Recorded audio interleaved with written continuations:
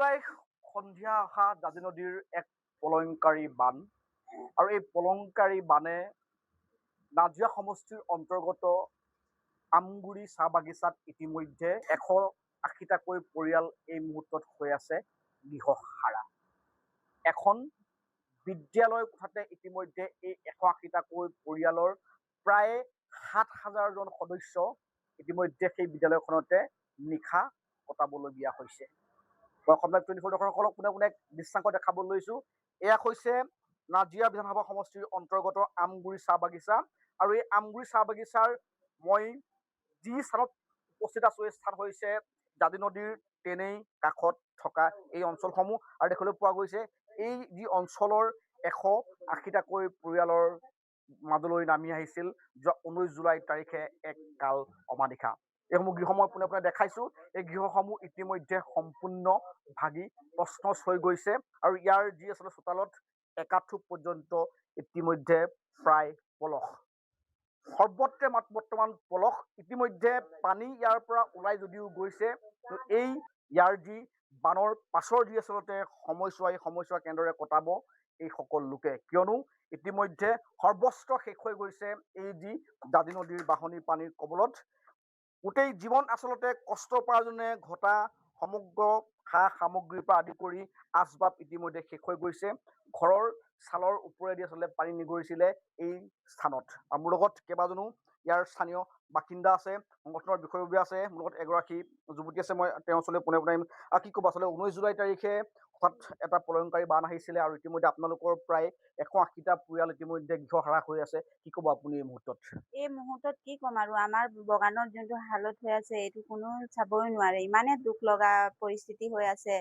ঘৰৰ যিমানখিনি মানুহে গোটেই জীৱনত মানে ৰাতিপুৱাই কাম ওলাই গোটেই দিনটো কাম কৰে, এই কাম কৰি মেলি ইমান গাল বস্তু পাতি লৈ পিনে গোটেই ঘৰটো ভৰাই থৈছিলে।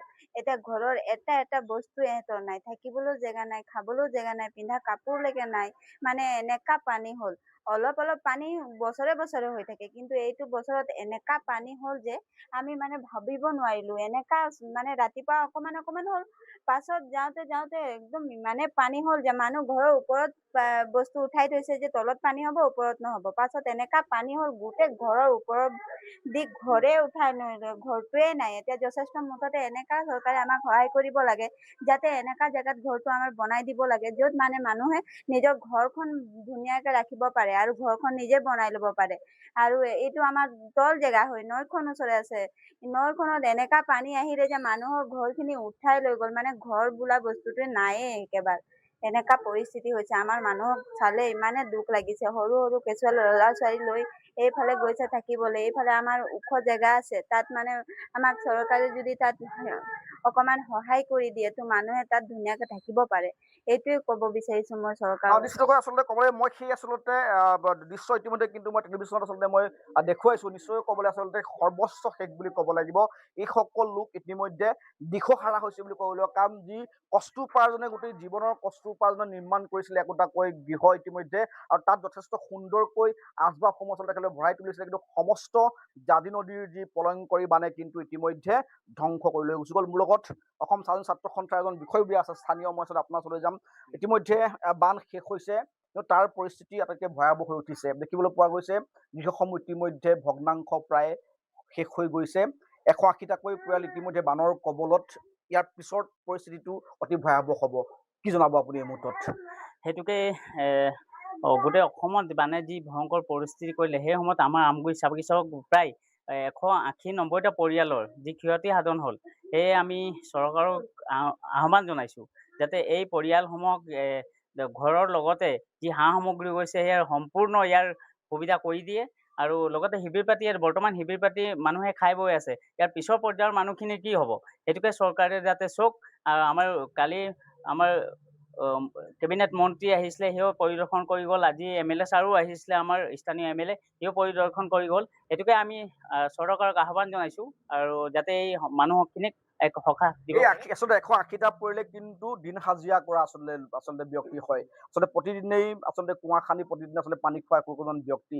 দৈনিক হাজিৰা এখেতলোকৰ মজুৰি আচলতে 220 বা 30 টকাৰ ওপৰত নহয়, আৰু যথেষ্ট কষ্ট উপাৰ্জনে এখেতলোকে আচলতে ঘৰৰ প্ৰতিটো বস্তু কিনিছিলে, কিন্তু প্ৰতিটো বস্তু ইতিমধ্যে বানৰ কবলত শেষ হৈ গৈছে। এই বিষয়ত আপুনি কি ক'ব এই মুহূৰ্তত? সেইটোকে বানেতো সকলোখিনি ঘৰৰ লগতে যিমান ঘৰৰ হাঁহ সামগ্ৰী আছে, গৰু ছাগলী আছিলে, সকলোখিনিয়ে নদীয়ে উটিয়াই নিলে। সেইটোকে আমি চৰকাৰক আহ্বান জনাইছো, যাতে এই হাঁহ সামগ্ৰীৰ লগতে এই ঘৰ এখনকৈ দিয়াৰ ব্যৱস্থা কৰি দিয়া মানুহখিনি যেতিয়া যেনেকৈ থাকিব পাৰে, সেইটোকে আমি চৰকাৰক আহ্বান জনাইছো। হয়, নিশ্চিতভাৱে আচলতে এক অতি আচলতে দুখ লগা দৃশ্য বুলি ক'ব লাগিব। আচলতে নিজে যদি আচলতে নেদেখে সেই দৃশ্য আচলতে অনুভৱ কৰিব আচলতে কোনো নোৱাৰিব, নিশ্চয় ক'ব লাগিব। আৰু আচলতে শিৱসাগৰ জিলা প্ৰশাসন বা দুৰ্যোগ ব্যৱস্থাপনা আচলতে যি আচলতে চৰকাৰৰ এটা বিভাগ আছে, সেই বিভাগসমূহে এইসমূহ আচলতে গৃহহাৰা লোকক আচলতে কেনেদৰে পুনৰ সংস্থাপন কৰাৰ ক্ষেত্ৰত কেনেধৰণৰ ভূমিকা গ্ৰহণ কৰিব, সেয়া কিন্তু লক্ষণীয় হ'ব। কিন্তু নিশ্চয়কৈ আমি পুনৰবাৰ কৈছোঁ যে অতি আচলতে দুখ লগা এক কৰুণ দৃশ্য কিন্তু এই মুহূৰ্তত আমি নিশ্চয়কৈ কিন্তু প্ৰত্যক্ষ কৰিব